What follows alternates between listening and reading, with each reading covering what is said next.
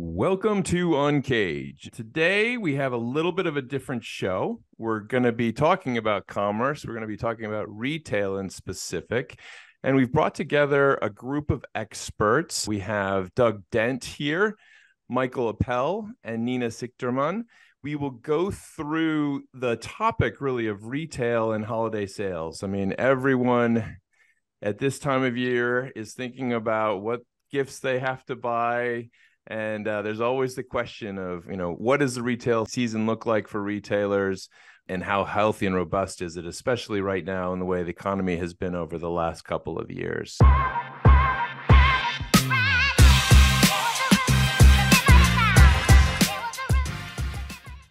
I'm going to ask all three of you to just provide a quick introduction of yourselves. You'll do a much better job than I will. Nina, why don't I start with you? Yes, sure.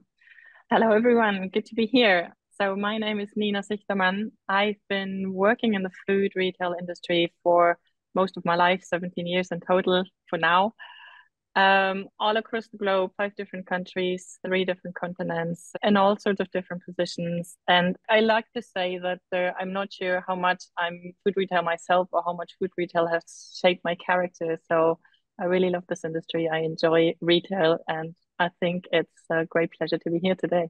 It's great to have you, Nina. Michael, how about you? Good afternoon. I'm Michael Appel. I lead the retail practice at Getzler Henrich, which is a restructuring and performance improvement practice geared to middle market companies. I started my career at Bloomingdale's in the 70s, and I'm a merchant and have done a tremendous amount of turnaround work and operating work, both pretty much every category of product across every channel of retail. In 2017, I led the turnaround at Route 21 for 3 years, and I'm also currently sitting on the board of Ashley Stewart, which is a plus-size retailer. Great to have you here, Michael. Doug. Hi, thanks for having me again. My name is Doug Dent. I lead the sales team at Falkon. We are a technology startup firm. We help several global brands as well as many emerging and middle market type brands, over 80 brands that we work with right now. And we specifically help teams, brands, and manufacturers with their presence on Amazon.com, particularly in helping remove unauthorized third-party sellers that may be selling unauthorized product. Nice. Well, I think we've got a really nice mix of folks here today, from really Nina on the packaged goods side and kind of the quick retail, and then Michael on that kind of deeper, broader retail, and Doug, who can tell us more about the digital scene. But obviously, all 3 of those things touch every retailer these days. As I've been reading a little bit about what the 2023 holiday season looks like, to be honest with you, it probably surprised me a bit. I saw the data from the National Retail Federation in the US, and they were talking about really seeing something like 3% to 4% sales growth in November and December of this year on year. Michael, what do you think of that? And, where do you see this holiday season going? Yeah, I think that it's interesting because usually the NRF is optimistic, and I think this year they've toned down their projections 3 to 4%. And I think based on the numbers that we've been seeing, that it's going to be a challenging retail season. But I always say Christmas comes every year, so I think that number is probably okay. But what you're going to see is a bifurcation of performance between the brands and retailers that have momentum, right, and are really, really aligned with consumers, and those that really are just sort of, dog paddling and just sort of trying to keep afloat. So it'll be interesting to see where it comes out. Yeah, absolutely. And I imagine this week will be probably telling on some of those early numbers as they trickle in. But Nina, from a European perspective, what are you and your colleagues thinking about, and how do you see this holiday season developing? Yes, 2 different things to it. I totally agree with what Michael said. Christmas comes every year. So we're right now in this mix of things are really bad. It's almost like 2008, 2009 when the major crisis hit and everyone was like, whoa, let's see what happened. But at the end of the day, it's still Christmas, and people still want something special. Everyone still wants to have a holiday feeling, a festive feeling. And at the end of the day, that leads to sales and costs some money as well. So cautious optimism, I would say. There's inflation, there's a hell of a lot of uncertainty, but at the end of the day, both from what I could gather here in Europe, also in the US, will spend money to have a cozy, nice festive season. Mm-hmm. And this will lead to, well, let's say slightly increased sales. Let's see what the numbers turn out. Obviously, in Europe, just to add here, as my second thought, things start later. The US has started. Thanksgiving is about to come. In Europe, that's not going to happen. So Christmas is really going to be, I don't want to say a last minute thing, but it's going to go way into December. So it's going to be an interesting next 4 weeks. Yeah, definitely. For sure. Well, I mean, it's great to hear that optimism from the two of you. Now, Doug, I mean, as we start to venture into the digital realm or the online realm, as I mentioned to the three of you before this broadcast, I can't remember reading a forecast for online sales that wasn't unbelievably optimistic and had these numbers that just seemed impossible, like, 10,000% growth or whatever every year. But in terms of what you're seeing in the online space, one of the things that caught my eye was that there seems to be a lot of discussion that online shops will actually be offering a lot of offers and deals. There was a report that came out of Adobe Analytics that highlighted that retailers are poised to offer up to 35% off listed prices on the holiday season online. I don't know if you saw that, Doug, but what are you seeing in the digital space? Yeah, it will be interesting to watch. We do anticipate some very steep discounting. The brands we work with, we advocate for a very disciplined promotional plan, specifically on places like Amazon. Like if my product is at $50 and I know that my third-party seller competitors have like a $10 fulfilled by Amazon fee, then I should probably not be discounting more than down to like $40. So, otherwise I'm creating arbitrage, which then could bleed into my entire first and second quarter of next year. So it's possible to win Black Friday while simultaneously losing the first half of 2024. So that's where we try to help brands like thread the needle on discount in a very disciplined way to win the year end, but don't mess up all of next year in the process of doing that. Absolutely. Well, Nina, following on that same line of thinking, I remember when I worked with several retailers, we would talk about kind of digital sales as being kind of like equal to just a couple of their stores, but it's really blossomed now. I mean, it's a huge percentage. And for some retailers, obviously, it's even kind of the bulk of their business. How are you imagining the digital landscape right now for this holiday season? The digital landscape right now is a huge opportunity, both for what Doug said, promotions, and also sales growth or opportunities for sales growth. Because as Doug said before, and that's what I can see as well, consumers are very wary on promotions and how they can get the best deal. So if you leave that to the online world, to digital, you have a great opportunity to run those promotions and then also take it back into brick and mortar and then either create your foot traffic or increase the actual foot traffic that you have for stores. Yeah. It also gives you the opportunity to gain more insight and more data because, as I said before, you want to be cautious, you want to be wary, and don't just fire it off all straight away because the holiday season is still long and then there's the next year to come as well. So you don't want to just lose all your skin in the game just straight away. Yeah, I mean, Michael, I remember that when I was working in the kind of digital marketing space, back then we really would start kind of tracking closely right around Thanksgiving. It seems like the season's just gotten longer and longer and longer, and certainly more complex and more integrated. But I mean, as we think about that kind of integrated fashion of the digital with the brick and mortar, what are some of the companies that you work with planning on and seeing this year? Well, I mean, the companies that we work with, we've been working with a lot of either omni-channel or direct-to-consumer businesses. Almost everybody today that's brick and mortar, if you're not omni-channel, you're not servicing your customers. So we're looking at that. And frankly, what we've seen is just looked online this weekend that the major retailers are doing Black Friday deals. Early, they call it early Black Friday. So the Christmas season, which used to start on Black Friday, is now starting right after Halloween. So November 1st, they're off and running. And when you look at, that's why they're saying, 3 to 4% in that 2-month period. And what a lot of retailers are trying to do, whether you're online or omni, is to try to get as much sales as early as possible. And what you're also seeing is, as opposed to last year, where there was a glut of inventory, the retailers have done a much better job in terms of paring down their inventory. So they're not going to be as overstocked, but yet at the same time, the customers are expecting them to be more promotional. So the smart retailers, we urge them to do a look back at the end of the Christmas season and say, what happened? What's next year going to look like? And how are you going to prepare for that? And I think the big thing is customers are expecting deals. Then you've got to go out to the vendor community and work with them so that you are able to buy the deals and still make money. And definitely possible to do that, as opposed to being reactive and sort of talking to what Doug was saying and just sort of giving it away, right? Because everybody else is doing it. So I think that you have to be very surgical in terms of, that's what we tell our customers, we have to be very surgical about how you decide what to promote and when, right? And to what degree. And, you know, the sophisticated retailers know how to do that. We actually even tell our retail customers, you know, look at the cadence of business by day from the beginning of November until the 1st of January. And you look at that and you can plan accordingly. What are the big days, big retail days? And how do you want to plan your marketing and promotions accordingly?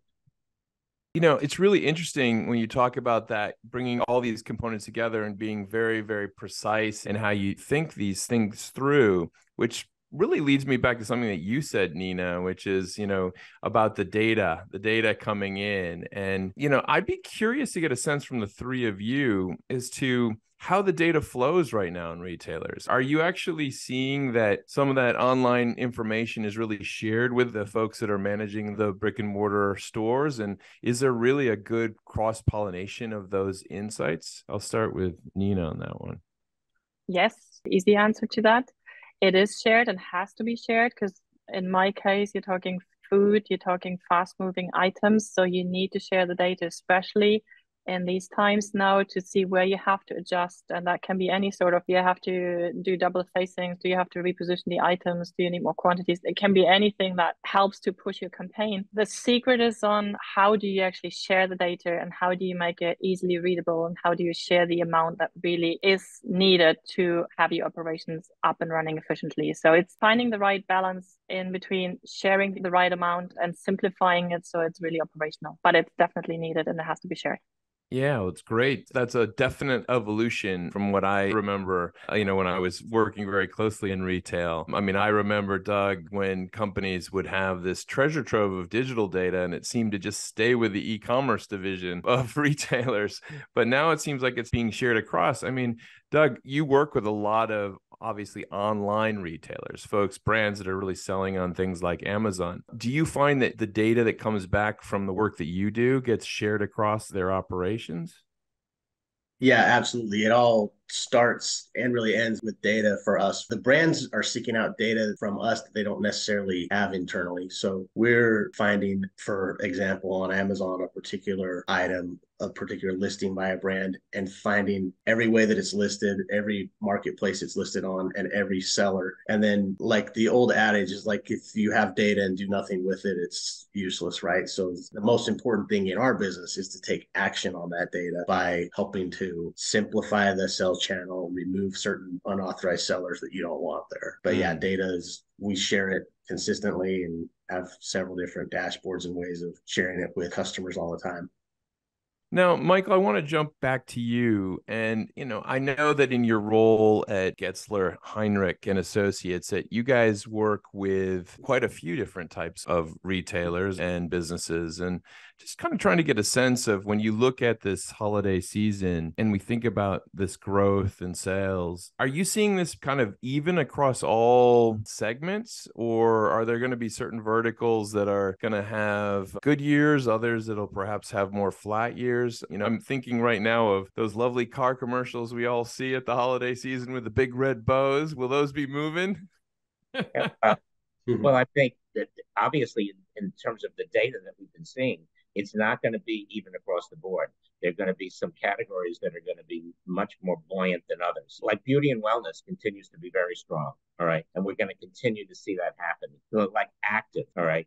Active continues to be growing, but differently than before in that there's sort of that whole active aesthetic, performance active aesthetic is filtering into where to work today, right? So you're looking at changes in lifestyle are really changing, well, you know, how the categories are performing. Yet at the same time, now that COVID is officially over, right, people are really spending a lot of money traveling, dining, going out, holiday parties. So that's going to drive dressy, right? That's going to drive dressy apparel and the accessories that go with it. So you're seeing that happen as well. So you really have to look at what's going on lifestyle-wise in that regard. And that's going to tell you, whereas sort of the kind of like the very traditional wear to work, suitings, stuff like that, that's been replaced because a certain number of people, are wearing the traditional stuff. But when you look at the way people come to the office today, right, and how they dress, it's a much wider spectrum. And, also years ago, you couldn't wear denim to work, right? And denim continues to grow. It's like a lifestyle fabrication, right? They can be dressed up, dressed down, etc. So I think you got to look at what's going on in the world, right? Yeah. And you place your bets, right? You're saying, okay, this is what I see. And the data, as Doug was saying, Nina, the data tells you, all right, starts to tell you, we see these trends happening, right? And what are we going to chase, right? Versus where are we going to be more conservative because we don't see that happening. And, fashion apparel, it's not like selling automobiles, right? And it's certainly not like CPG, which is, I would say, much more scientific than fashion apparel. So you really have to take that all into the mix and decide, okay, where are you going? But the data tells you a lot for sure. The other thing that we always see at this time of year is a lot of that kind of seasonal, I guess, job boost. A lot of companies hiring. You can see that I'm growing this beard so I can be the store Santa Claus this year, hopefully. But in all seriousness, Nina, we look out into the marketplace in the retail sector, and I've spoken to other companies, other groups, a lot in the restaurant space, that those quick serving restaurants. And they're still struggling to find people to come in to be waiters, waitresses, short order cooks, cleaners. Give me a sense of what the sales season will look like for finding employees. I wish I would have a straight answer to that. I would probably make myself rich if I had a straight answer to that. I would say mixed bag, because as you said, there's still staff missing. There's still a search for replacing jobs that couldn't have been replaced for a while now, with all the knock-on effects on store operations or on restaurant operations, or however you want to call it. Whilst at the same time, now there's a holiday campaign on top of it. So for me, honestly, it's really hard to say. I can't see a total uplift just because of the holidays. I also think this is due to an ongoing lack of staff. That's a constant search for staff right now, and it's very hard for me to call out what is actually holiday and what is still knock-on effect from the previous years. Doug, I think the employment job and challenges may be a little bit different in the digital space. I know that there's just tremendous need for people that have the skills to manage some of these e-commerce areas. What are you seeing in terms of some of the brands that you guys work with in terms of finding the folks that they need? Many of the brands we work with are kind of hiring out of like a traditional MBA school type pipeline, and they still are able to find that type of talent. There's like all the big business schools throughout the world are still pumping out several hundred graduates every year. So the brands we work with seem to still have like their traditional hiring in place. For us as like a tech startup, it's unique for us. Like I posted a job for our business on LinkedIn and had like within a couple of days 80 applicants. But it's hard to find qualified people they were really excited about it because it was work from home. And it's kind of like that seemed to be the overarching theme, like all anyone cared about. Yeah, no, on the digital side, I saw that Omnicom acquired Flywheel Digital, which is a big player in the kind of Amazon and e-commerce world. So clearly there's just tremendous growth. People are pushing forward with capabilities all the time. But Michael, for you, what are your customers and clients thinking about in terms of kind of staffing up for the holidays? Yeah, well, the big retailers obviously staff up a lot for holidays. And the specialty chains, they're going to need people because, the turnover at retail is tremendous and continues to be so. So the bigger issue, and nobody talks about this really, is the challenge in terms of engaging frontline employees to your business. And not enough is spoken about that. And we do a lot of work with our clients in that regard. And actually, we recommend a particular learning platform that does a fabulous job in engaging frontline employees, because the whole idea is you hire them, right? And the real worth is you've got to train them, right? You want to engage them with the business and you want them to stay, all right? At least the good ones. And if you can have them stay and you can reduce your turnover, what you get is sort of this virtual cycle of you've got better trained employees who deal much better with your customers, who will increase your revenues. And, the best businesses have longevity with their staffs. So it's something people don't talk about, but it's a huge issue for businesses today. And there are ways to address it if companies are open to new types of solutions, right? You got to start thinking differently about the whole issue. It's not just about, salary is a starting point, right? But they've got to stay, and so that you develop a really skilled workforce.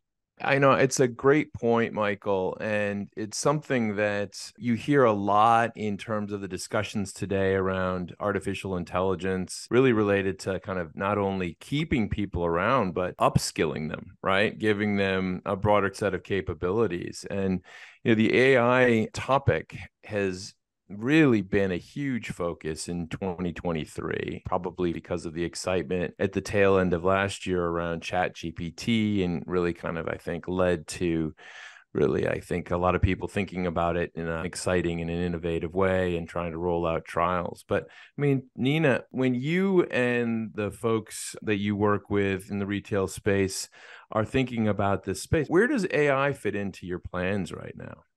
There's a lot of angles for AIs, and I totally agree with what Michael just said. If you look at the typical frontline workers in the retail space, what can you actually do? Turnover is enormous. It costs a lot of money. So what can you actually do to develop them or to make them more loyal or get them more motivated to actually stay with whoever they work with? So AI provides a lot of good solutions when it comes to finding skill sets or seeing what an actual skill set offers you to train for additional skills, or even when it comes to hiring, what is the right profile that you want to hire? Who are you actually looking for? On the third end, also, what could be good ways to engage with your frontline worker? What are good activities? And it sounds very simple and very, very stupid, maybe even, but to have some sort of engagement, some sort of event for your teams and for your frontline workers is a massive job, and to get them together. So even there, AI and the right platforms can help you to build those things and to create that environment for your teams and have them enjoy a nice team event or a nice festive event that makes them ultimately more happy with the employer and maybe their bosses as well. And then on the other hand, obviously AI, when we've spoken about data before, detecting data trends, providing data, making sure it's easily readable and presentable. So yes, of course, machine learning, that's on the pure operational side for running a store or running retail operations. That's where AI has a huge playground, enormous capacity to make the retail operations easier, more straightforward, and more effective as well.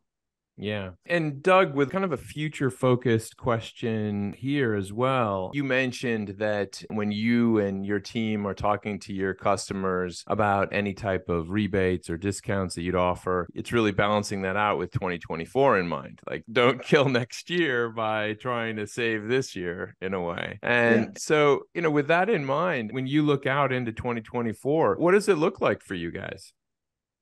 Yeah, we continue to see a lot of brands growing their digital presence. Of the almost 80 brands that we work with, all of them except for 2 so far have re-signed a contract for next year with us. So that shows us that, it's here to stay, digital and figuring out your strategy on Amazon and Walmart.com and all those things. And then we have a couple dozen new customers that we're working to bring on for next year as well. So we see, even in, if you call it like stable, more traditional brands, like many of the things that you see in grocery stores, consumer staples, that they're not necessarily growing as a brand, but their growth from brick and mortar to online continues to divert a lot of traffic that way. So we see a lot there. And then just to touch on what Nina was saying on AI, we use that every day in our business. AI, machine learning, it's such a funny, crazy buzzword. Everyone's talking about it. So far, we still require human oversight, right? It's like you can't just press the AI button and it takes over. Like, you have to teach the machine how to learn it. So we need really smart people in our business who every day are just helping guide the AI to the best outcomes for our customers. Michael, I'll ask you to wear the Nostradamus hat here as well. And when you're looking at 2024, what's top of mind for you and the team? Well, I think that most of us feel, in talking to colleagues in the industry, that 2024, at least the first half of 2024, will continue to be challenging. It's going to be a continuation of what we've seen so far in 2023. And because there's just so many factors at work that say higher interest rates, inflation's moderated, but prices are still a lot higher, and just the psychology, and also, credit card debt is at an all-time high, et cetera. But consumers are continuing to spend because, at least in the United States, employment is good. And, what you're seeing is, again, even in luxury, all right, luxury is starting to moderate, all right? And that's because they've grown like crazy, and the aspirational customer is more limited in how much they have to spend to move up. So, but they're still doing just fine because there's plenty of wealthy people that continue to want to spend. So you're going to continue to see that. What I also see happening is, again, a continuation of this bifurcation in performance between the brands and retailers that have their act together. You're looking at Apparel, you're looking at Lululemon, you're looking at Abercrombie, that it's bearing the fruits of a lot of things that they've been doing over the years, and they're innovative in their product.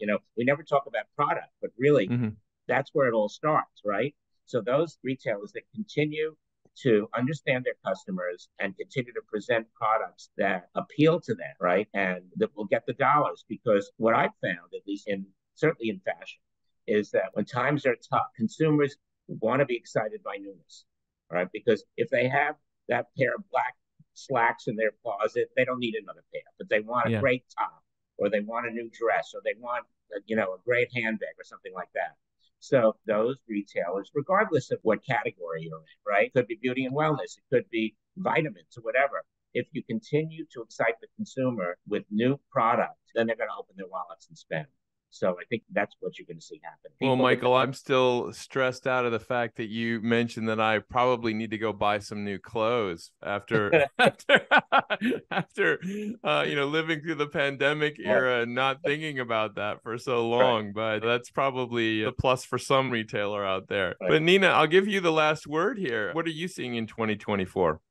I see that there's a lot of challenges out, but I also see, similar like Michael, a lot of opportunities, and that's especially on the product front. Consumers are still consumers. People will still want to buy, whether that's food or anything else. We still need some little pleasures every now and then, and that offers a lot of opportunities on all sort of price ranges, be it low price, be it high price. You just need to be very, very observative. You need to be very, very close to your customers and see what's going on, and obviously also see what's going on in the market and how the market is changing. But at the end of the day, and this is what I've always loved about retail, it's the real life business, so you need to be up and against it, and that's what creates the opportunities as well. Well, it sounds like it's going to be an interesting ride over the next several weeks as we enter the heart of the holiday season and see the numbers roll in. Thank you so much to the three of you for joining me today to talk about really the holiday retail season and what it's going to look like. We've been speaking with Doug Dent, Michael Appel, and Nina Sichtermann, really about retail and where things stand today. It's been an interesting time economically, but the general message I'm taking away from this panel is pretty optimistic, pretty excited in terms of where things could be going over the next couple of weeks, but also going into next year, with the caveat, obviously, that probably things might be a little slow in the first half of next year for all of the things that we're seeing in the general economy. And so I think we're going to leave it there today. Again, thank you for joining me today for the show, and we look forward to having you all back.